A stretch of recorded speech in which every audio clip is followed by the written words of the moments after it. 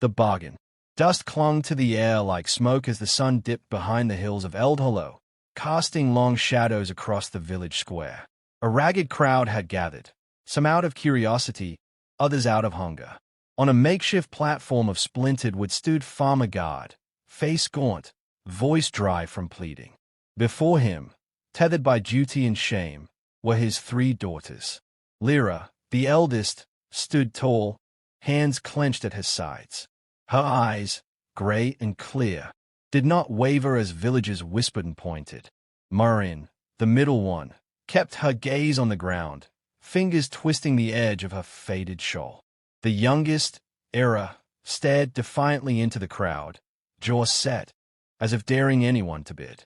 "I offer them not out of cruelty," God said, his voice trembling, "but out of desperation. There is no bread, no coin. This is mercy, not sale." A murmur passed through the crowd. Some turned away in disgust, others leaned in closer. At the edge of the square stood Elias, a man of quiet authority cloaked in dark riding leathers, his silver-streaked hair tied back. He had not come to buy, only to pass through. But what he saw rooted him to the spot. 3 girls, their dignity intact despite the degradation. That defiance, especially in the youngest, reminded him of someone he had lost long ago. "Name your price," a merchant sneered from the crowd. "I'll take the 2 older ones." Strong backs, quiet mouths. Era's face flushed red, and Marin let out a quiet sob. God turned away in shame. "Enough." Elias stepped forward, his voice cutting clean through the murmurs. All eyes turned to him. God straightened, surprised. "I will take them," Elias said, gaze resting gently on the girls. "All 3. Not for labor, not for coin. I offer them protection, and a place in my home, as family." A wave of disbelief swept the square. God fell to his knees. "My lord, I beg you, if you can spare them." "I do not take charity lightly," Elias said, "but I cannot stand by while innocence is traded like livestock." Elias's servant stepped forward, gently untying the girls. Era hesitated, pulling her arm away. "Why would a stranger take us in?" she asked, her voice sharp. Elias met her gaze. "Because once, someone rescued me when I had nothing. This is repayment." They rode out that evening, the sisters silent on their mounts. Behind them, their father wept into the earth. The estate of House Valehart lay nestled between forest and cliff, a stone manor carved from tradition. Its walls loomed tall, windows shuttered like closed eyes. Inside, it was quieter than the road, wrapped in the chill of unused rooms and old memories. Elias's 3 sons greeted them at the gates. Soren, the eldest, watched with narrowed eyes. He was a man of iron posture and clipped words, his presence as cold as the stone beneath his feet. Kale, the second, offered Marin a gentle smile. He stood slightly apart from his brothers, his quiet nature often mistaken for aloofness. Riven, the youngest, leaned against the courtyard wall with a grin that didn't reach his eyes. Era stayed back at him, unflinching. Elias dismounted and addressed his sons. "These young women are not servants. They are to be treated with respect. I have decided each of you will take one as your wife." Shock rippled through the gathering. Even the horses seemed to shift uneasily. "You're choosing our wives?" Soren asked, his tone tight. "I am restoring what this family has lost, honor, compassion, and purpose," Elias replied. "You will marry them, not out of obligation, but out of gratitude, and you will grow into the men this house needs." The sisters exchanged uncertain glances. Lyra stepped forward. "Do we have no say?" "You may refuse," Elias said quietly, "and leave this place for whatever waits beyond. But you will find few doors kinder than mine." They chose to stay. What waited beyond the manor walls, hunger, shame, or worse, was not freedom but ruin. Lyra was paired with Soren, the match as tense as the air before a storm. Marin, timidly hopeful, accepted Kale's offered hand. Era scoffed, shaking her head, but eventually took Riven's arm with a smirk that dared him to regret it. That night, as the household settled into its new, uneasy rhythm, Elias stood alone in his study.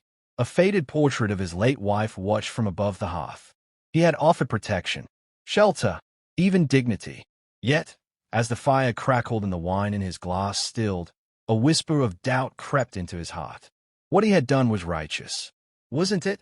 Down the corridor, the sisters unpacked borrowed gowns. The sons prepared guest rooms for brides they did not choose. No vows had been spoken yet, but the ties had begun to form, fragile, uncertain, already bending. And somewhere beneath those ancient stone walls, something else stirred. Something neither rescue nor reason could restrain. The wedding silence, the sun rose sullenly over Valehart Manor, casting a gold-gray light across its damp stone floors. In the east wing, 3 separate chambers had been prepared, each draped in muted finery, each echoing with silence. The sisters woke not to celebration, but to the ritual of obligation. The marriages were to take place that day. No priests, no flowers, no guests, only the quiet ceremony of signature and spoken word, performed in the manor's modest chapel. Lyra, dressed in dark blue velvet, stood with her back straight and face unreadable. Her gaze lingered on the empty pews, then moved towards Soren, who waited at the altar with a stiffness that seemed carved in iron. They exchanged no pleasantries. The vows were spoken precisely, as if reciting terms of a contract. When the officiant prompted them to kiss, Soren hesitated before offering his cheek. Lyra pressed her lips against it briefly, then stepped back, her expression unchanged. In the courtyard beyond, Murin fidgeted with the lace at her wrist. Her dress was simpler, a pale cream that softened her already gentle features. Kale approached, offering her his arm with the uncertainty of a man unaccustomed to tenderness. "I'm not very good at this," he said quietly. "Neither am I," she replied. They smiled, small, tentative things, but genuine. Their vows stumbled here and there, but the words held meaning. When Kale leaned in to kiss her, Murin accepted, her eyes closing, not with passion, but peace. Era was lost. She wore no dress, only a red traveling cloak thrown over her shoulders. "I didn't ask for lace," she said when the housekeeper tried to offer her a gown. "And I won't start pretending now." Riven laughed when he saw her, his own collar askew, the buttons of his shirt mismatched. "Well," he said, "at least neither of us plays dress-up." Their ceremony took 5 minutes. Their kiss lasted longer than any of the others. That night, the manor was still. Lyra sat alone in the library, paging through a book she couldn't read. The fire crackled, a low, persistent sound like whispering. Soren had retreated to his study after dinner, where he pored over estate ledgers, speaking only when necessary. They had not shared a bed. Meanwhile, Murin and Kale walked the inner garden path, silent at first. The moonlight was soft, but the night air stung with the chill of approaching autumn. "Do you resent this?" Kale asked suddenly. "No," Murin said, though her voice wavered. "Only, I wonder if we were meant to choose, or if we were just chosen." Kale nodded, eyes downcast. "I would like to know you, properly, but I won't force anything."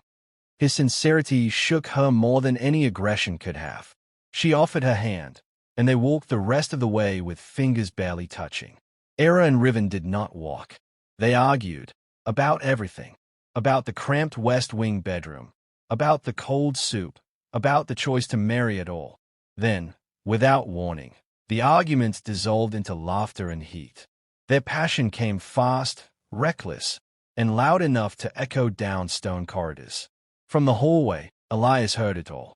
He stood alone beneath the central arch, a goblet of wine in hand, his reflection flickering in the stained glass windows. His sons were married. The sisters were safe, fed, and, at least for some, content. So why did his chest tighten with unease? A few days passed. The routines formed quickly.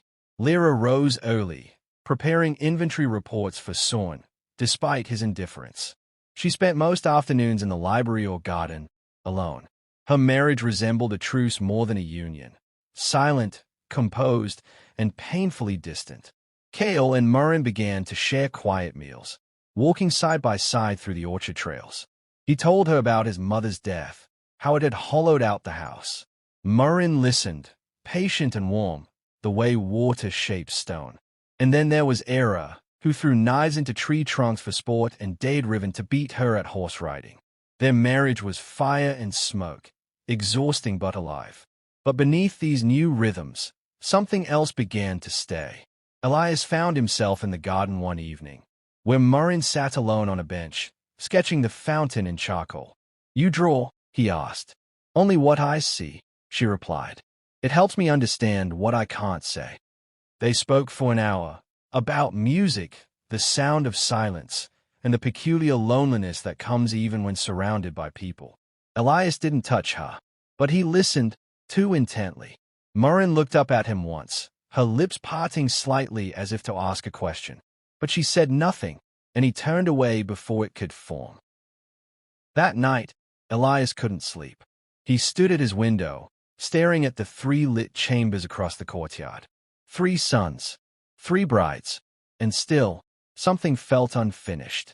Something, unspoken, had begun, and it would not stay buried for long. The garden lies rain traced rivulets down the tall windows of Valehart Manor, blurring the world outside into a smudge of gray and green. Within the walls, the household breathed in silence, each pair tucked into their own corner of uneasy domesticity. But in the east garden, hidden by hedges and shadowed pergolas, Murrin returned each afternoon. The bench beneath the old pear tree had become her refuge, a sanctuary of damp stone and curling ivy. Her sketchbook, once filled with fountains and fruit trees, now bore the faint outline of a man's profile. Not Cale's, Elias. She'd drawn him without meaning to. The stained line of his jaw, the weariness in his brow, the way his eyes softened when he listened. She tore the page out and crumpled it, ashamed of its honesty, but made no move to throw it away. "You come here often," a voice said behind her. She turned quickly, startled. Elias stood at the garden archway, cloak soaked at the hem, hair damp from the rain. "I like the quiet," Murrin replied. "It lets me think." "And what do you think about?" She hesitated. What happens when duty becomes a prison? Elias walked closer but kept a respectable distance. "Are you unhappy with Cale?" "No," she said quickly. "He's kind, thoughtful. He gives me space. Yet you still come here alone." Their eyes met. For a moment, the sound of rain faded. Neither moved, but something between them stirred, fragile, electric. Elias broke the silence first. "If I overstep, forgive me. I only meant to check on your well-being." "You didn't overstep," Murrin said, voice barely above a whisper. "But maybe I did." She stood, gathering her things, brushing past him with a bow of her head. The sleeve of her dress brushed his hand. He didn't pull away. That night, Cale brought Murrin tea in their chamber. He spoke about the upcoming harvest festival, about preparing the guest lists and making arrangements. Murrin nodded, polite but distant. He paused, then asked, "Are you content, Murrin?" She looked up from her cup. "I'm trying." "I don't want a wife who merely tries," he said gently. "I want a partner, someone who wants to be here." Her eyes flickered, but she said nothing. Cale took her silence as sorrow, not betrayal. He kissed her temple and left her alone with her tea, unaware of the storm taking root. Elsewhere in the manor, Lyra dined in silence while Sorn read a military dispatch across the table. The clatter of silverware was the only sound. "You know," Lyra said suddenly, "you don't need to avoid speaking to me. I'm not a stranger anymore." Sorn looked up, brow arched. "I speak when there's something worth saying." She studied him for a long moment, then returned to her food.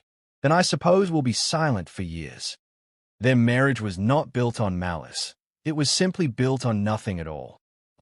And in the stables, Era challenged Riven to a midnight race through the orchard paths. They ran their horses fast and wild, laughter and curses mingling in the wind. Afterward, breathless, they collapsed into the hayloft, kissing fiercely. But when Riven reached to undo the clasp of her cloak, Era stopped him. "We're married because your father told us to," she said. "That doesn't mean you own me." Riven nodded, half smiling. "Then let's make it ours." They kissed again. Fierce, yes, but with less fire than before. 2 days later, Murrin returned to the garden. She found Elias already there. seated on the bench with a book in hand. "You read poetry?" she asked. "Only the kind that cuts quietly," he said, offering her a page. She sat beside him. Their hands didn't touch, but their shoulders nearly did. "I feel like a thief," Morin confessed. "Kale has given me kindness, space, even respect. And yet I come here, seeking, what? Escape." Elias did not speak. His silence spoke for him. "You never wanted us to be sold," she said softly. "You tried to save us." "I did," he replied.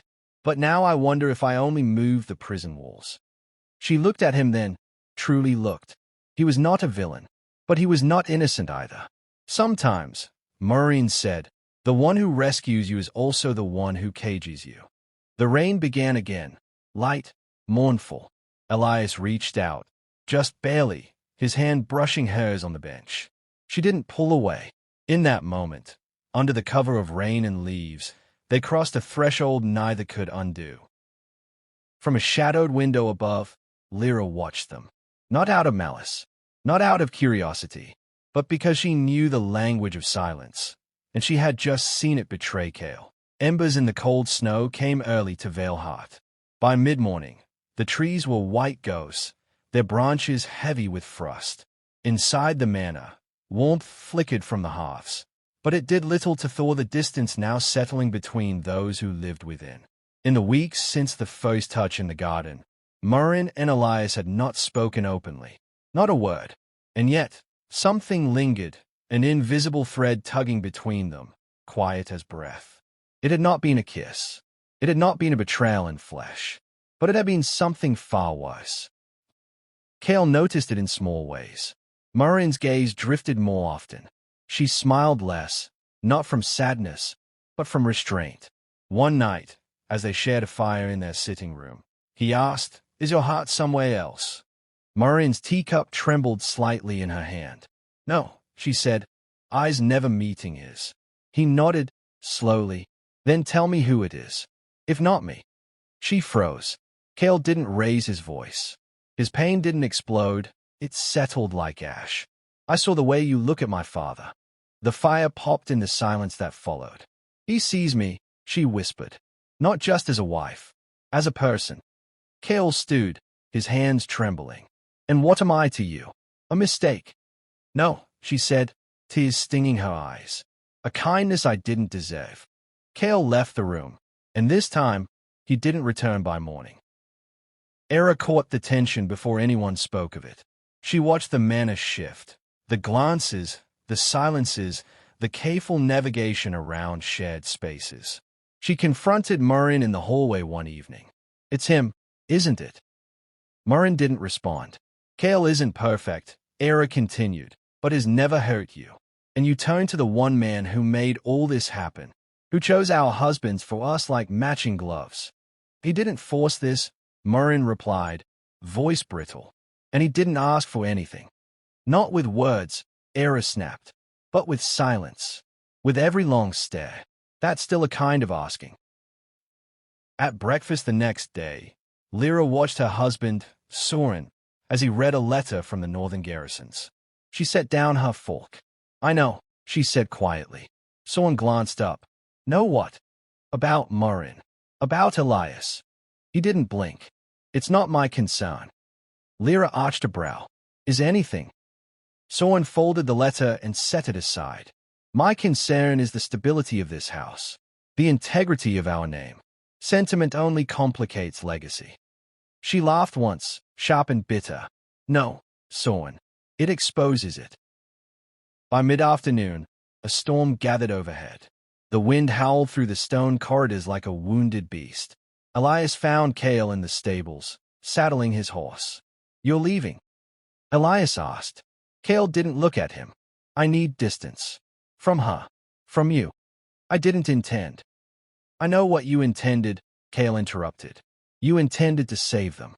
You meant to do the right thing. But somewhere in that intention, you forgot the rest of us." Elias stepped forward. "Kale, whatever you believe." "What I believe." Kale finally met his father's eyes, voice rising. "I believe you never wanted her for me. You wanted her for yourself." The air between them crackled with something that had been unspoken for too long. "I love your mother," Elias said softly. "I buried her in that orchard. And since then, I've lived only for duty, for legacy, until Morin reminded me I was still alive." Cale's jaw tightened. "Then bury this feeling too." He mounted his horse and rode into the storm. That night, the household sat at dinner with one chair empty. Lyra sipped her wine and said nothing. Era stabbed at her roast but didn't eat. Morin avoided Elias's eyes. Finally, it was Soren who broke the silence. "This cannot continue." Elias set down his goblet. "Speak plainly. You are the head of this house," Soren said. "But you've let your desires unravel the order you once built. If Kale doesn't return, if this scandal spreads, it will not be the soldiers who lose faith. It will be the family." Elias's hands curled into fists. "I never touched her," he said. "Not once." "You didn't need to," Lyra said. "The betrayal happened long before any touch." Era stood suddenly, the legs of her chair scraping the stone floor. "You want to fix this," she said, voice cutting. "Then be honest about what you've broken." Morin stood, trembling, her eyes meeting Elias's across the candlelit table. "I will go," she said. "I'll leave this house before I destroy it further." Elias rose as well. "You have done nothing wrong." "Yes," she whispered, "but neither did Kale, and yet is the one out there in the cold." By morning, Morin had packed. She took no jewelry, no gowns, only her sketchbook and a wool cloak. Elias met her at the gate, where a single carriage waited, wheels already dusted with frost. "I never meant to fall," she said, voice shaking. "And I never meant to catch you," Elias replied. "But we did." He took her hand one last time, held it, then let go.